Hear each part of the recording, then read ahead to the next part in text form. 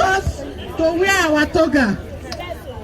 This is just the beginning. Yes. Greatest Nigerian women. Before we start, Yes. it's very important for us to be clear on the reason why we are here. Yes. Yesterday I said to people here, Yes. sometimes ago we had a rally like this and we go to a place. And one of the other women said, some of these women, they don't even know why they come here.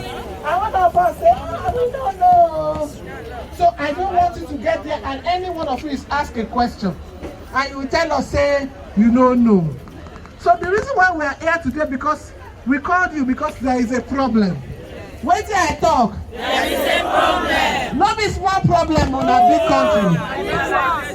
country. If you get a constitution for your country, it is the #1 law in any country.